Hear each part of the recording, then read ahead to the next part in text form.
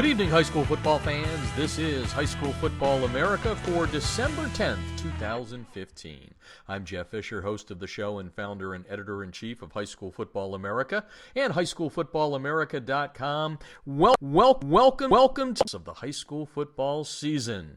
If you're playing right now, you're either in a semifinal or a championship game, and congratulations to all. Good luck to all this weekend. It's down the stretch they come, to use the horse racing vernacular, and boy, what a race we have for our fourth mythical national championship. For those of you new to the show and new to High School Football America, 2012, we used an opinion poll, but then in 2013, we began developing our algorithm. It's very sophisticated, and a lot of people out there in the know, coaches and people in the media, feel like we've gotten it right. There's a couple of other computer rankings out there, but ours seems to be carrying its weight, I guess is the best way to put it. And all 3 years, the Allen Eagles from Texas have been the number one team in the land. They shared it back in 2012. They shared the national championship with John Curtis out of Louisiana, but once we got into the algorithm, the Eagles have been able to do it, and why not? They've captured 3 straight Texas State championships in the biggest classification. They're going for number 4. They have now won 57 straight as a result of defeating last week unbeaten Denton Ryan 48-27. And the Eagles, another big game this week, team ranked number 26 in the nation as High School Football America does its top 25. And then the 26 through 50 we like to call the other 25. We release our top 25 on Sunday before any other ranking service does out there. And then on Monday we put out the other 25. So a big game for Allen this week as they look to try and go after their 4th straight Texas championship, looking for 59 straight. The Texas record, by the way, is 68 straight, so they've got a shot at that if they continue to win going into next season. And on the first part of the show here, we are going to spend a lot of time looking at the championship chase, who has a shot at it. And then a little bit later in the show, we are going to speak with author Tim Hudak, who knows a thing or two about national championships. He's written the book All the Way to Number One, and Tim has done some incredible research and writing on the subject of high school football national championships as he takes us back to the turn of the 20th century. Yes, way back when, in 1910. He starts talking about how teams played for a national championship. And I don't want to give it away, but in a lot of cases, it's just like, we think we're pretty darn good. And, oh, by the way, you're pretty darn good. Let's play a championship game. And we're going to start talking about the first great team, Oak Park High School, which is in Chicago, and he's going to take us all the way up through the end of the 20th century with the great De La Salle teams, and De La Salle is in the hunt for another state championship and a very high ranking in the High School Football America Top 25 that will be put out the day after the regular season ends. That will be on December 20th. We will be out before anybody else. We will crown the first national champion, and as I said, we're going to take the time here over the next several minutes to look at the national championship chase. But again, Tim Hudak, you don't want to miss this interview. He's got some great little tidbits about some great programs around the country through the years. We'll talk some Illinois football. We'll talk Texas football, Florida, California. Just a real great book, and would make a great Christmas gift for any high school football fan that's out there. But let's get back to the championship chase as it stands right now. Again, 2 more weeks to go in the season. Texas is in its state semifinal round. We talked a little bit about Allen. Allen controls its fate, although we can make this note right here. Corona Centennial, which is right behind the Allen Eagles and the Corona Centennial Huskies from Southern California here. They're a perfect 14-0 as well. Their strength of schedule is getting pretty darn good down the stretch here. Now, we mentioned that Allen will play number 26 Westlake this week. On the horizon, if they win that one, will be a match in Houston. Again, for those of you that didn't hear it earlier this year, a little bit of a screw-up there at Jerry's Dome, there at AT&T Stadium, and the championship games, which have just been so good in the Dallas-Fort Worth area, with 50,000 plus attending those games, have been moved to the home of the Houston Texans, NRG Stadium, because of a scheduling conflict with the NFL. So anyway, the long and the short of it is the Eagles, if they get by this one, they'll go to Houston the following week for a championship. There in the championship round, they will get the winner of Judson and North Shore. And Judson is the only team with a pretty good record that will help Allen's strength of schedule.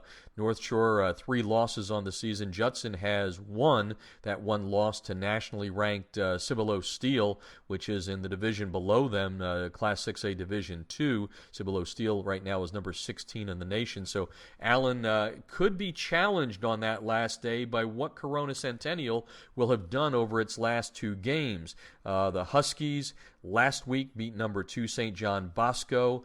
St. John Bosco, one of the top teams I've ever seen in all my 40-plus years of watching high school football. Corona Centennial playing a darn near first half that was perfect and winning 62-52. St. John Bosco did challenge the Huskies in the second half. They played a much better ball game in the second half, but that first half the Huskies were pretty perfect. So now what that does is Corona Centennial, which was number 3 and moves to number 2 this week, has 1 game left. They have an off week this week, and then on the 19th, the same day that Allen will play for a championship if they get there, the Huskies will play De La Salle.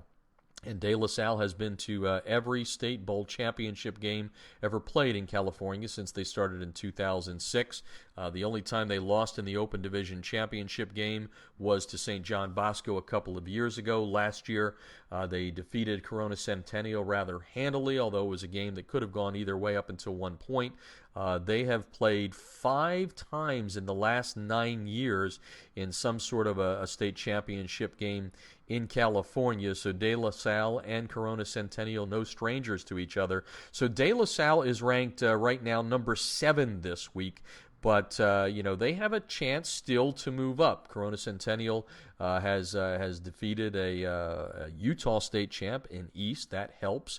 Allen has defeated Vieira, which will be playing for the 7A state championship game in Florida this week against number 12 St. Thomas Aquinas. So both teams have beaten some programs this year that have done some good things, and that helps the strength of schedule. If you really want to look ahead, if I don't want to get too far ahead of myself, but what it looks like right now is Allen 1, Corona Centennial 2, Bishop Gorman 3. Gorman right now needing both Centennial and Allen to lose probably to move itself into the mythical national championship for 2015. Another great year by Gorman. Undefeated. They won their 7th straight Nevada Division I championship last weekend. But quite honestly, while they played a very strong out-of-state schedule, some of those teams maybe not performing as well as a lot of people had predicted. For example, Bingham, the defending state champs in Utah, not able to get back into the championship game.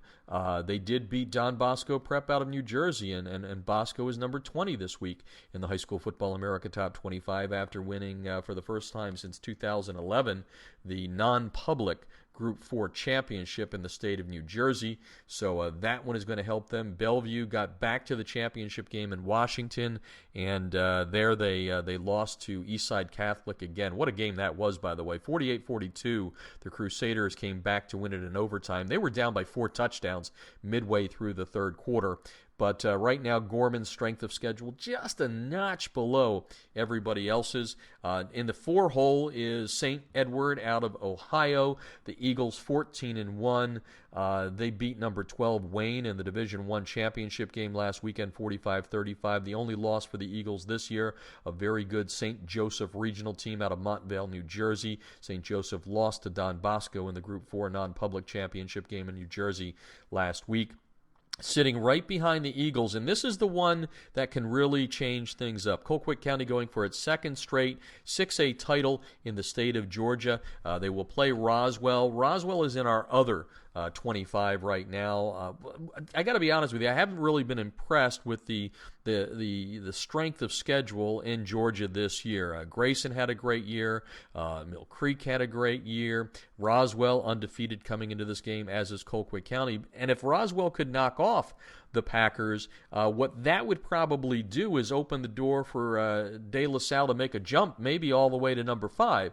IMG is number 6 right now. They have not played in a long time because they don't play for a state championship in the state of Florida because of the recruiting and how they bring their players in. So conceivably, a Colquitt County loss and a De La Salle win, if everybody else wins, De La Salle could be number 5 going into the game against Corona Centennial.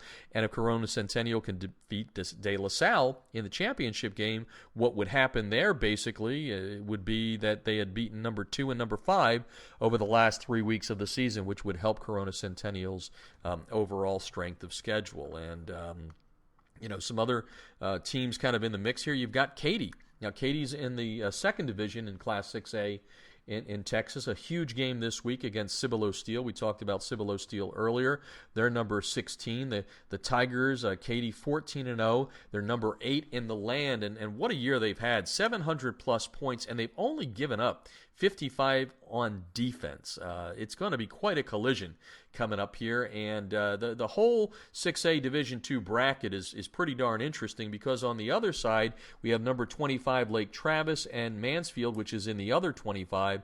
So that 6A Division II title game is going to be a dandy, and all of the teams involved, no matter which team wins, is going to be helped out on the strength of schedule by playing some darn good competition to try and get to that that championship game and possibly winning that championship game. St. John Bosco falls from 2 to 9. Their season's over.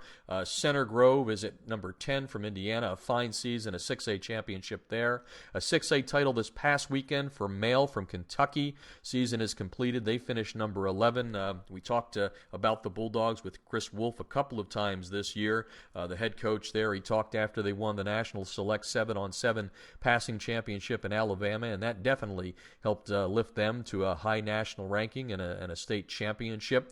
We mentioned St. Thomas Aquinas. They have continued to climb after stumbling early in the season, and they've done a good job after losing Nick Bosa and their quarterback's been out. The Raiders have put themselves back in position to win a 7A championship. They will play Vieira. We talked about Vieira. They played Texas earlier in the year. Allen, from Texas earlier in the year, and that one helps the Eagles' strength of schedule, but St. Thomas Aquinas is all the way back up to number 24 in our rankings. From Maryland, we've got a couple of teams at 13 and 14. DeMatha is 13. Gilman is number 14. These teams, don't have a shot at a national championship, but fine seasons. LaSalle, we had them number 10 in the preseason. They lost a couple of games, played one of the toughest schedules in the country. By the way, Ohio has had an incredible year of football, and right now they're kind of on the cusp of having the second or third best state of football this year. It's been an interesting year in the Buckeye State. LaSalle wins its second straight Division II championship, finishing number 15 last week. Again, we've got 2 more polls to come out. Cibolo Steel, number 16, again, taking on number 8 Katy this week. They can make a big statement to move up higher in the rankings. Wayne, which lost to St. Edward in Ohio in the Division I championship game, tumbles from 12 to 17, a one-loss season for the Warriors there. Colerain, another Ohio team, 2 losses, but again, to tough opponents. Colerain finishes the season 12-2, and they're 18th in the poll right now. Now some new teams coming in. The first one this week is Starkville, the Yellow Jackets from Mississippi. They climb in after winning the 6A championship. They were in the top 25 at the end of last year. Starkville climbing into the top 25. A good, strong finish. Only 1 loss this year, losing to a 4A champ early in the year. But they were able to crank it up and move on from that early season loss. Don Bosco Prep talked about them. They're number 20. Their season is completed. Team's still playing here in California. You're going to see them on Friday night against Helix in a state regional, the Southern Regional Final, with the opportunity to go on to the state championship. Mission Viejo, they've won 26 straight. They're 14-0. Brock Johnson, the grandson of legendary head coach Bob Johnson, and dad and uncle are on the coaching staff as well. We had Brock on the show last week. They're number 21. Loyola Academy, the 8A champs in Illinois, number 22. Eastside Catholic, we mentioned their huge comeback win over Bellevue in the state championship game. They've won 2 straight in 3A. They finish a perfect 13-0. They move from 26 into the poll at number 23. And hey, look who's at number 24. A team that began the season ranked number 4. They came out of the gate getting rocked by DeMatha, but Miami Central has fought its way back. They're now 11-2. They move from 32 to 24 this week. They will play Armwood for the 6A championship game. They're going for their 4th straight 6A championship in Florida, which would tie the mark set by Booker T. Washington last week. Give a round of applause to Booker T. and what they did to come back and win a 4A championship. Lost a lot of talent, but bottom line is, at the end of the season, they were playing well and they won the state championship. Congratulations to BTW there on that championship. And then rounding out the top 25 is Lake Travis. Their strength of schedule is interesting. They're just sneaking into the top 25. They will take on Mansfield coming up here in the Class 6A Division II championship game. That game will be coming up this weekend for the right to go to the state championship in Houston.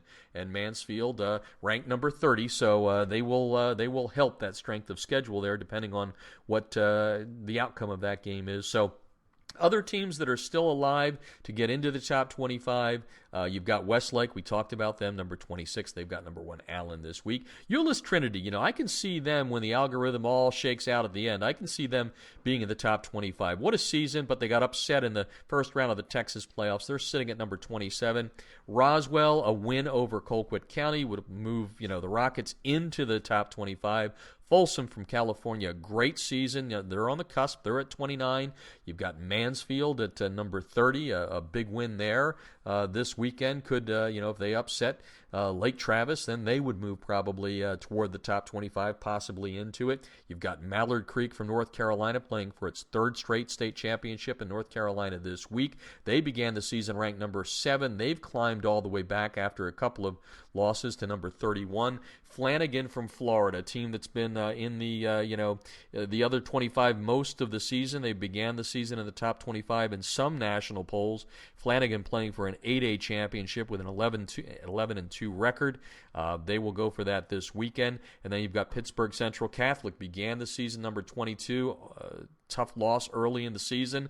They've fought all the way back. They're in the state semifinals in Pennsylvania's biggest classification. So the Vikings have a shot to kind of pull in here. And then there's a lot of teams that have won state championships that are all in the other 25, which is our ranking between 26 and 50. It's been an interesting year. There's a lot more to come, but again, if you really want to, if you just tuned in, the national championship chase is coming down to the fact that Allen and Corona Centennial control their destiny, although Corona Centennial, as a result of who it's going to play in the last 2 games of the season, top 5 teams possibly, could pop its way up. Even if Allen wins the state championship, could have a better strength of schedule in our algorithm to climb over them and go to number 1. It is going to be a fantastic finish to this season, no doubt about it. So, if you have any other questions about how the chase is coming down, we're going to have a complete preview coming up on highschoolfootballamerica.com tomorrow. Okay, we're going to take our first break and hear from all of our great partners here at High School Football America. And when we come back, we're going to talk with Tim Hudak. Tim is the author of the book All the Way to Number 1. He takes a look at every decade, basically, of national championships in high school football since the turn of the century, the 20th century, going from 1900 all the way up through 1999. So we're going to talk to Tim Hudak when we come back. You're listening to High School Football America, and tonight we're brought to you by our usual suspects, USA Today High School Sports. Check out the Super 25 at USA Today HSS. By Echo 1612, get instant replay on your sidelines and make tomorrow's adjustments today. Echo1612.com. By Crossover with a K. Crossover.com/football. Get your free 5-minute demo with Crossover. And what a great job they do of breaking down your game film for you. It's completely compatible with Huddle. They started in the world of basketball. They control that space, and now they're starting to get along real well. I think they were a large number of schools this year. I talked to Ken Hoffman, the head of football operations at Crossover. A large number of schools making the switch this year, and also brought to you tonight by Southern Sport. Yes, Southern Sport with the TDI Razor, the debris inhibitor razor. Use HSFA, the code when you go on their website at TDIRazor.com, razor with a U, RAZUR.com, and get a 20% discount on your order. And also brought to you tonight by ScoreStream. Get the scores all this weekend. All of our scoreboards are there for you, easy to see. Top 25, the state by states, and they're all powered by ScoreStream. Get the app and score along at your game that you're out at this week by going to Google Play or the iTunes Store. Going to take a break. When we come back, going to talk lots of old school football national championships as way back as 1910. That and more with Tim Hudak when we come back. You're listening to High School Football America.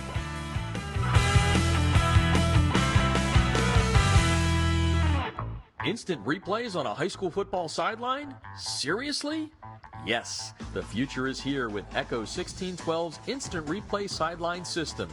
Echo's cutting-edge technology was the first to the market 2 years ago. Echo delivers instant replay to your sideline on an iPad within seconds of a play being finished so that you can make tomorrow's coaching changes today. This NFHS-approved product may be the biggest change in high school football since the invention of the helmet. Coaches, you'll gain a competitive edge by adding Echo 1612's Instant Replay Sideline System to your coaching toolbox. How cool is this? The Echo Instant Replay Sideline System works with both your current booth and end zone cameras, plus, and this is an important point, Echo works without any cellular connection, data plans, or internet. The list of high school football programs using Echo 1612 system is growing daily, meaning your opponent may already have a game time advantage. You don't want to be left out, do you?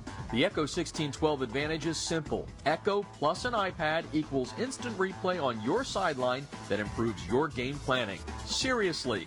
You'll be making coaching adjustments in real time, not the day after. Except no copycats, Echo 1612 is the best on the market. Echo 1612's cutting-edge technology helps you make tomorrow's adjustments today. Learn more at echo1612.com.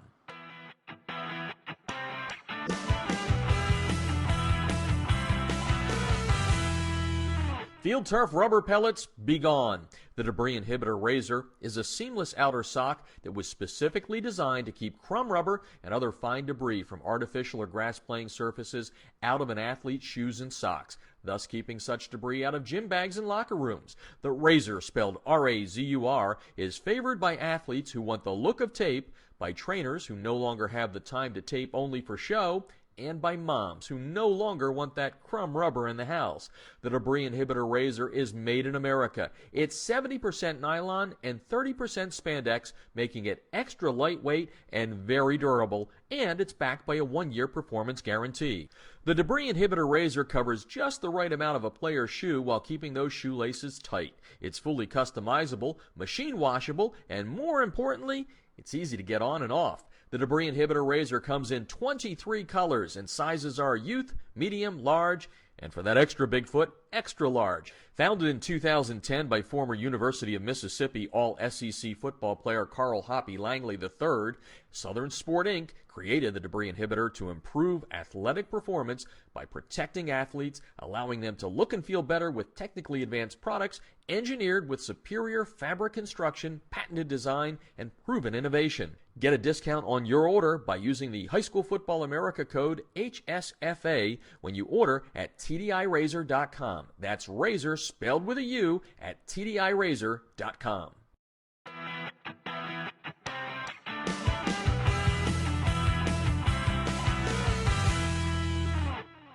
If you're scouting your opponents without Crossover's game film breakdown platform, you're missing an opportunity to get a huge edge over the competition. Crossover's service lets you upload game film from your hard drive, video camera, or other websites like Huddle. Their team of football experts will then clip and tag the game with player and formation info so that when you log into your account, you can filter the clips however you'd like. They'll also automatically prepare a comprehensive tendency report and down and distance report for your staff so you can see exactly what your opponents like to call in specific situations. We all know that every coach spends countless hours preparing before a game. It's not about the time you put in, it's about what you do with that time. That's Crossover's biggest advantage. It allows you to use your prep time more efficiently and get an even deeper level of insight since you don't have to waste time setting up the film. Check them out. You're going to love them. You can sign up for a quick free demo at crossover.com/football. That's crossover with a K.com/football.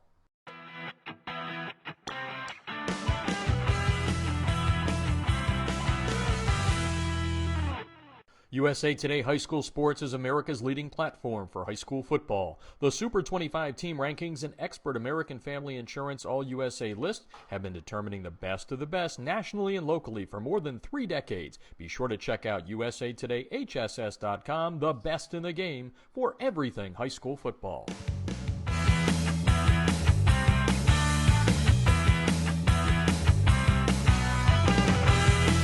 This portion of High School Football America is brought to you by USA Today High School Sports. Check out the Super 25 each and every Monday at noontime Eastern Time at usatodayhss.com. Well, that's probably a pretty good segue into our next segment, as we're going to talk about a great book that is out there right now that you can get online, also in bookstores around Ohio and some other places in the country. It's called All the Way to Number One, written by Tim Hudak. He's on the line here. It's the story of the greatest high school football national championship teams of the 20th century. 400 packed pages with great photographs, great research, great writing. You're going to enjoy it if you're a high school football fan and you're interested in not only what's going on in the national championship scene these days. This one takes you back to where it all began in Chicago, and Tim's on the line right now to talk about this book and some of the great stories from decades of high school football. Welcome to the show, Tim.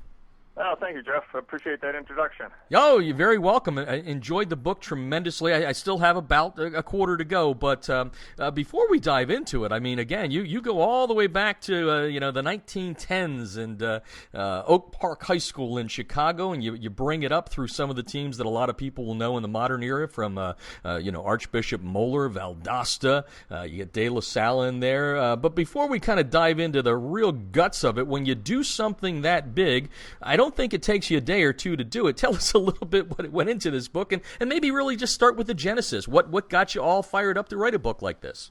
Well, I've always, for about the last 20, 25 years, I've been interested in the history of high school football and football in general.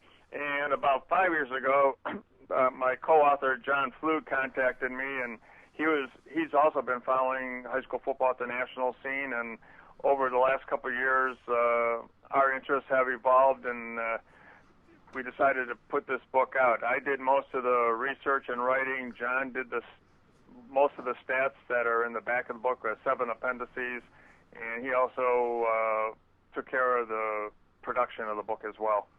So it was just a labor of love. Is that what you're telling me? I mean, are you a guy? I mean, you said 25 years into it, but I mean, are you a guy that when you were a kid, you were, a big high school fan at your school's team and all that? I was a fan, but not as much as I am now. There was one of the better local high schools was right at the end of our street when I was growing up, and then I have to admit that once I got out of grade school, I went to St. Ignatius High School in Cleveland, which is won 11 state championships and 3 national championships over the last 25 years. But that's pretty much about 25 years ago I started getting into it, and it's just snowballed. Yeah. I've written. This is my 8th book on high school football. Well, it's a beautiful one. Folks, we're talking tonight to Tim Hudak. He lives in Ohio, all the way to number 1, and they go back to the beginning, and we'll start maybe there on the interview here, Tim, which is you talk about the first great team. Has a lot of interest to me. My girlfriend's from Chicago. I lived in Chicago twice. I was actually at Oak Park High School about 5 years ago when they turned on the lights for the first time ever there. It's a great tradition at Oak Park, and that kind of begins begins the book, and I loved it for many reasons. Aside from the fact it's our first national champion, so to speak, what I loved about it is kind of the backdrop you give as to how, Oak Park was really at the forefront of the modern-day era game of football. So maybe you can kind of take the listeners on a little bit of a journey there to that. Yeah, well, the coach that got the Oak Park rolling in 1910 was Bob Zupke, who, after 3 years at Oak Park, went on to have two or three national championship teams at the University of Illinois over 25 years, and he and Paul Brown are the only coaches to win high school and college national championships. And Zupke had a pretty good team up in Muskegon, Michigan, at Muskegon High School. He had started into the passing game when it became legal around 1908, 1909. He brought that down to Oak Park, and he just had a fantastic group of kids. Back then, there maybe, if you're lucky, you had 20 kids on a football team, and everybody went both ways. And, as I point out in some of the stories, guys who today would have been benched for 2 or 3 weeks with concussions just get up and, move on to the next play, and, if they're reeling a little bit, so be it. They didn't worry about it back in 1910. No, it's called getting your bell rung back then. That's we all right. remember that. Tim Hudak is on the line tonight talking about his new book, All the Way to Number One. We're going to tell you a little bit later how you can get a hold of this, of course, online in some bookstores around Ohio, and hopefully it grows to a lot of different places around the country. It's the story of the greatest high school football national championship teams of the 20th century. And, nowadays, Tim, as we all know, everybody, we have a poll. It's an algorithm, so it's a computer ranking. We've got the human poll where everybody puts their opinion into it. But, back in the day, Oak Park played for the first national championship, and I think it would be interesting for our listeners to find out how that all happened. I mean, is it similar to today where we have the opinions out there? How did that first game with Oak Park come about? Well, actually, from about 1897 to 1939, there's about a little under 3 dozen games that are recognized as having been played for the national championship of high school football. And basically, these are games that were arranged on the fly, basically.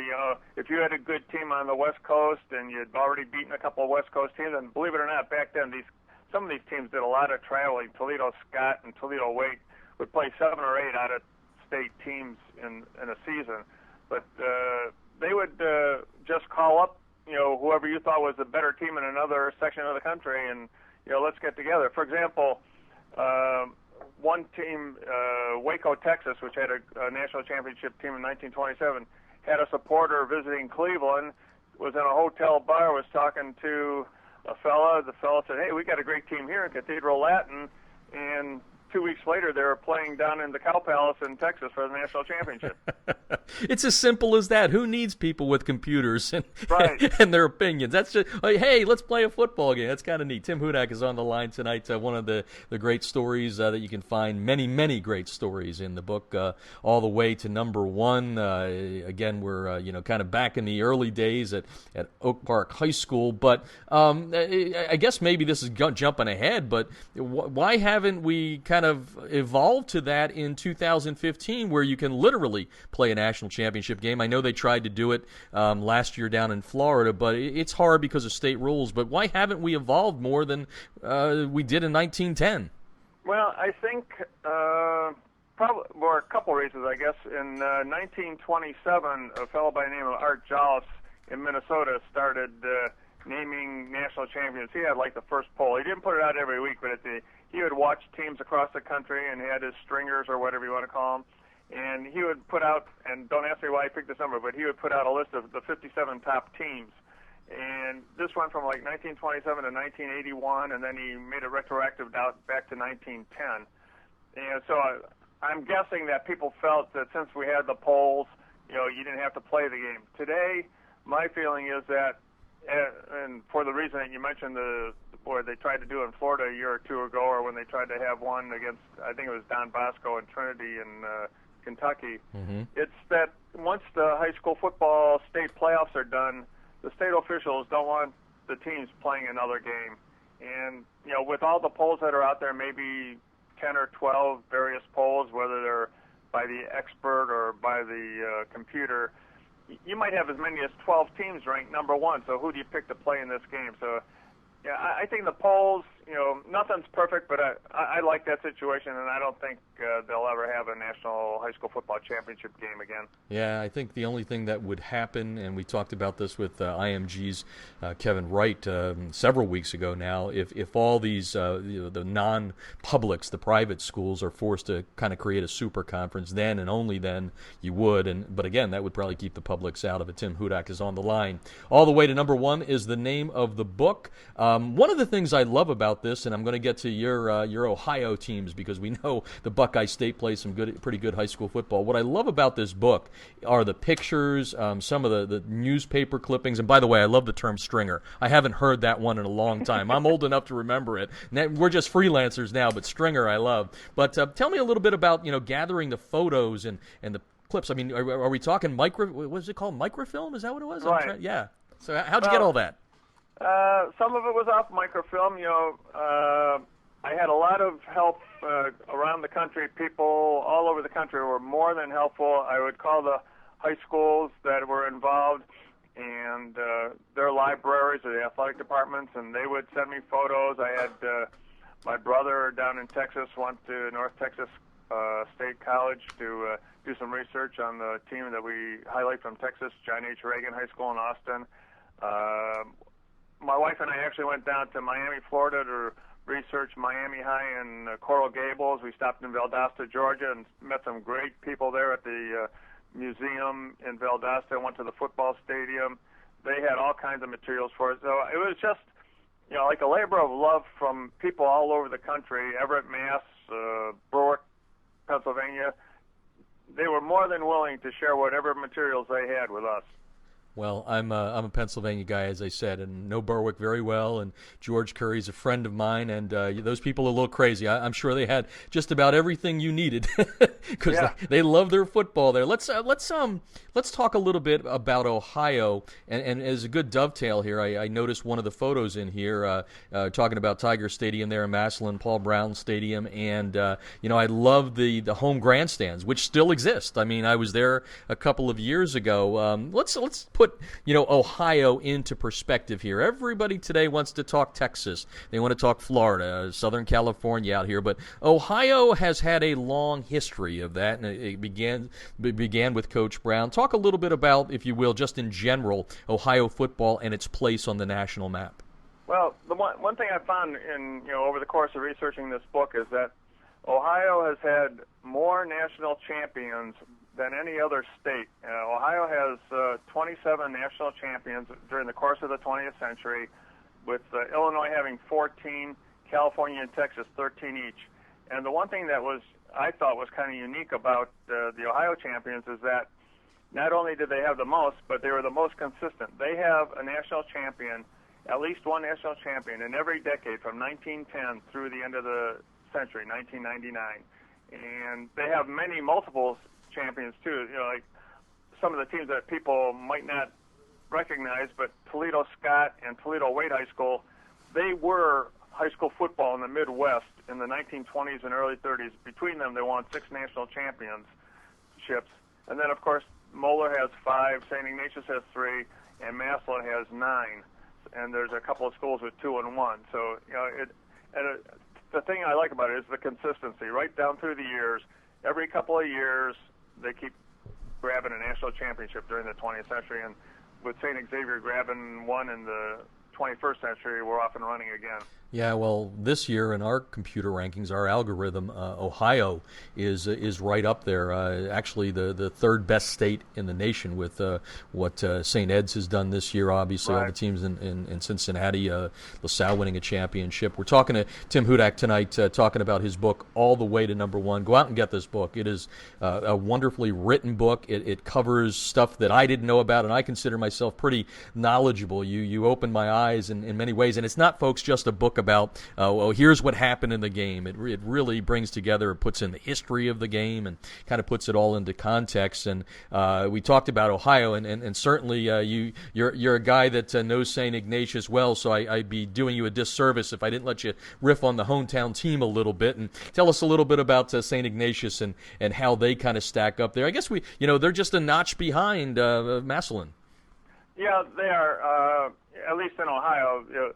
Chuck Kyle, the current head coach at St. Ignatius, has won more state championships and actually more national championships than any other Ohio coach. I mean, Paul Brown has all the notoriety because he's the only coach to win at the high school, college, and pro level.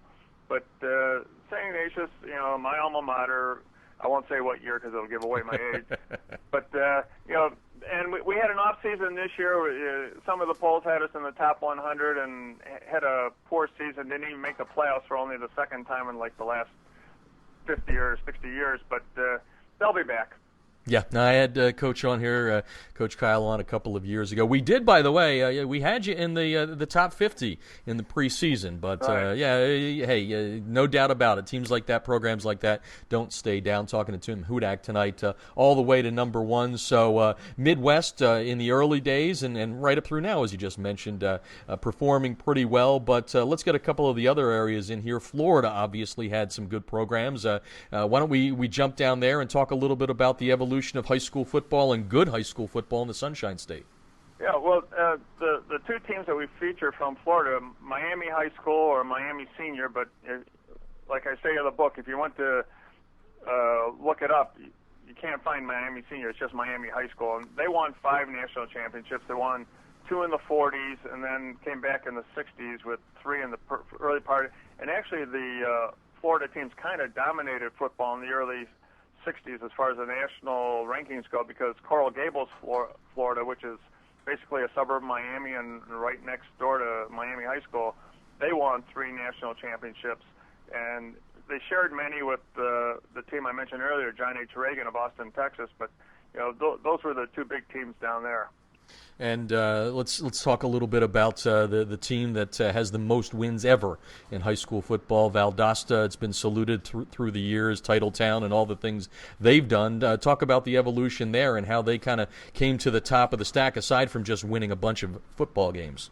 Yeah, they started back in about 1941 and with the coach there, and then they had actually 2 eras where they won from the 70s and 80s and then the late 80s to the 90s. And Hyder was the one coach in the 90s, and he won 3. And unfortunately, the people at Valdosta are going to shoot me, but I can't remember the name of the other coach. Who's a legendary coach by brain cramp. That's okay. But he also won 3. So they have 6 national championships. And like you say, they were the winningest team of the 20th century. I'm pretty sure they might still be the winningest team now. I'm not sure. Yeah, they are. Yep, they are. They're okay. Still number 1 at the top of the list. They're heading toward number 800. Tim Hudak is on the line. All the way to number 1 is the name of the book, the greatest high school football national championship teams of the 20th century. And we might as well bring it up to the modern era here as you touch upon a team that whose record, whose mark, I doubt that it will ever be touched, but if it does, quite a program to do that. De La Salle, they're still good. They've always been good. A great coach in Bob Lattiser. Things haven't changed under the new head coach. Tell us a little bit about what you write about with De La Salle in the book. Well, it's in a way they get kind of shortchanged because of the situation in California, because for the balance of the they came in, they had their era starting in the early 90s and continued on after the year 2000. But they didn't, back then, California did not have recognized state champions.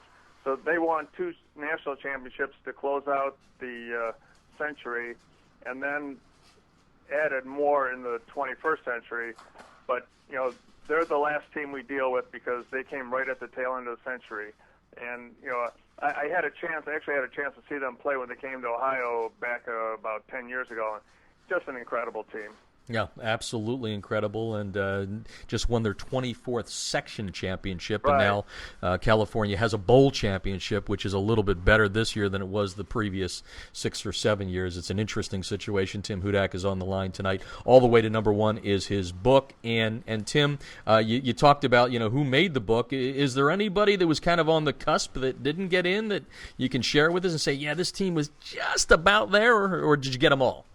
I think we pretty much had them all. And before I forget, and so I get the Valdosta people all satisfied, Wright Bazemore is the coach that I couldn't think of. But our basic, when we started working on this, John and I came up with, that was one of our questions, how do we pick the teams? Well, we decided that any team that had at least 3 national championships would be featured in the book. And then, since we were trying to do it chronologically from basically the whole century, a couple of teams with 2 championships and 1 or 2 with just 1 championship got in there, partly because we wanted to fill in some chronological gaps, but also because they had interesting stories. It's like the team from Everett High School in Massachusetts and Everett High School in Washington. Now, what are the chances of the 2 schools on opposite ends of the country with the same name would, between them, win 4 national championships in the span of 6 years? That's one of my favorite. I was going to actually, you must have read my mind. I was going to give that one to you, which is one of those nuggets that I love. What was the biggest thing you uncovered where you went, damn, that's cool? Actually, and it might surprise a lot of people, and I'm sure it will, is that, in the final chapter of the book, we summarize everything and name the greatest, if you will, program of the 20th century, and people want it, they can read the book. Or that's why I didn't give it away. No, we're not giving it away. You're right. They got to read the book. But the other thing was, what team had the single best team for a single season? And believe it or not, it's one of the first teams that we talk about. Everett, Massachusetts in 1914. And like I tell people when they email me, you don't have to take my word for it. Back in about 1960, Sport Magazine was picking the greatest high school football team of the 20th century, or up to that time, and they picked Everett. And then 20 years later, Sports Illustrated did the same thing. They were looking for the greatest single team, and they also picked Everett. So, who am I to second guess them? Yeah, and again, you just took me to the Wayback Machine there, Sport Magazine. Forgot that existed till you just brought it up. So you're giving me all kinds of stringers, Sport Magazine. We'll see if we can get a couple more in here before we wrap it up. The book is called All the Way to Number One. Tim Hudak is on the line talking to us tonight. He's based in Ohio, but this is a national book he's written. Did you say this is your 8th book that you've written so far, Tim? Yes, it is. Number 8? I've written 8 books and about 3 or 4 dozen magazine articles and book reviews. Cool, very, very cool. So now that we've got everybody stoked after telling them some of the stories here, and we do need them to go out and buy the book so they can figure out who the best one is according to your research. How can people get the book? How can they find it? Well, it's available on Amazon.com or at Barnes & Noble online, or most of the stores, if you're in Ohio, has the book. If you're going to be in Mentor, Ohio, this coming Sunday from 2 to 4, I'll be at the Barnes & Noble there for a book signing. And there's 1 or 2, I know there's one store, and nobody told me the name, but there's a store in Miami that carries it. And so basically Amazon, Barnes & Noble, or you can email me at tlhudak@roadrunner.com if you want to order a personalized signed copy. It's well worth it, folks. Really enjoying the reading. You mentioned at the back, and we probably shouldn't gloss over that. You have a nice, we'll call it a glossary. Maybe that's an old term too, but you got some neat stats there. Tell us a little bit about, tell the listeners what they can find there, because I guess that's the part that your co-writer John did a lot of.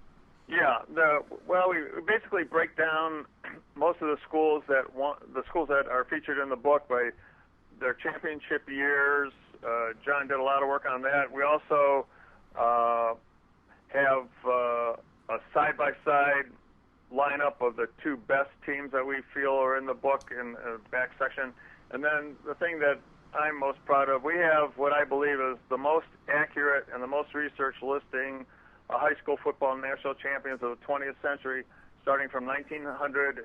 I came up with some from 1900 to 1909 just to fill in the first decade, but we take it all the way to 1999, and some people may be surprised to see some of the teams that we found were not actually national champions that were are on most lists that you'll find today, because with our research, we found the teams that really were named champion for those years. Very cool. Lots of great info, folks. Make a great Christmas gift. It's called All the Way to Number One. Tim Hudak, the writer. Again, it's the story of the greatest high school football national championship teams of the 20th century as we hit the semifinal and championship rounds. That's all we have left in high school football this year. It might be a good thing to pick up and see where it all began. Tim, congratulations. Wonderful book. Really enjoyed reading it, and I recommend it to everybody. And have a great holiday season, and congratulations. Thank you very much, and you have a great Christmas, too. Thank you very much. Taking a break, coming back with more. You're listening to High School Football America.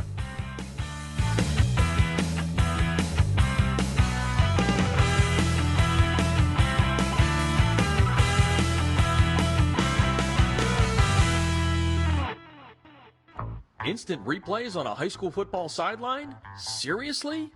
Yes, the future is here with Echo 1612's Instant Replay Sideline System. Echo's cutting-edge technology was the first to the market 2 years ago. Echo delivers instant replay to your sideline on an iPad within seconds of a play being finished so that you can make tomorrow's coaching changes today. This NFHS-approved product may be the biggest change in high school football since the invention of the helmet.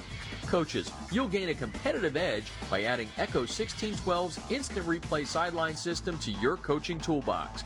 How cool is this? The Echo Instant Replay Sideline System works with both your current booth and end zone cameras, plus, and this is an important point, Echo works without any cellular connection, data plans, or internet.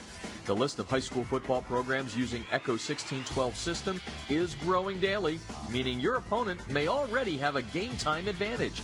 You don't want to be left out, do you?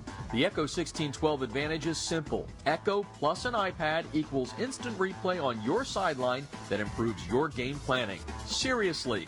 You'll be making coaching adjustments in real time, not the day after. Except no copycats, Echo 1612 is the best on the market. Echo 1612's cutting-edge technology helps you make tomorrow's adjustments today. Learn more at echo1612.com.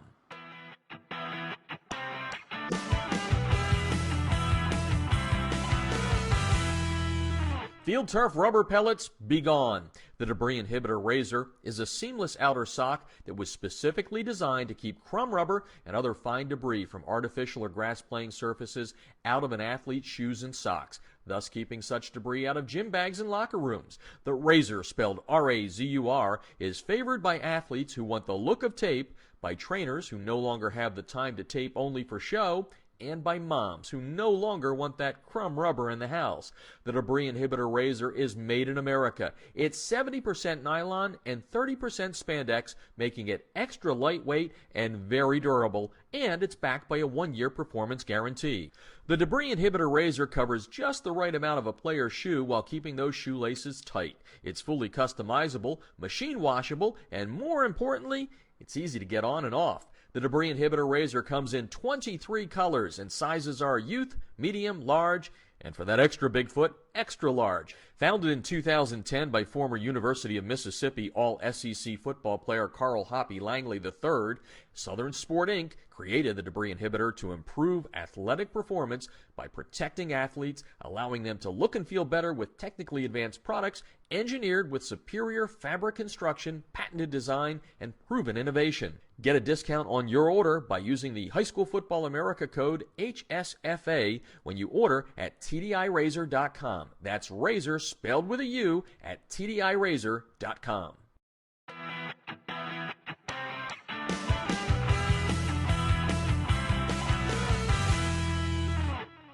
If you're scouting your opponents without Crossover's game film breakdown platform, you're missing an opportunity to get a huge edge over the competition.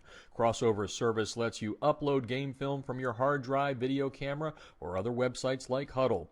Their team of football experts will then clip and tag the game with player and formation info so that when you log into your account, you can filter the clips however you'd like. They'll also automatically prepare a comprehensive tendency report and down and distance report for your staff so you can see exactly what your opponents like to call in specific situations. We all know that every coach spends countless hours preparing before a game. It's not about the time you put in, it's about what you do with that time. That's Crossover's biggest advantage. advantage. It allows you to use your prep time more efficiently and get an even deeper level of insight since you don't have to waste time setting up the film. Check them out. You're going to love them. You can sign up for a quick free demo at crossover.com/football. That's crossover.com/football.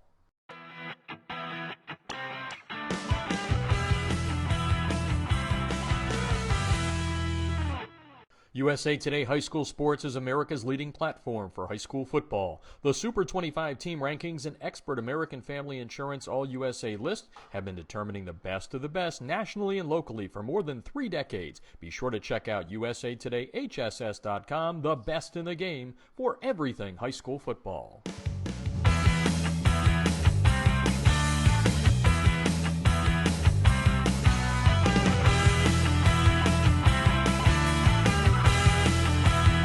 All right, welcome back to High School Football America. Glad you joined us tonight. I want to thank Tim Hudak for joining us. What a great segment that was, learning all about the history of national championships in high school football in high school football and High School Football America. Now part of that with our national rankings, and if you missed it at the top of the show, we broke down the way the national championship chase goes as Allen tries to win its 4th straight mythical national championship. One thing I didn't mention in that segment is of the 5 ranking services, which one is us, in our media polls, so we combine that.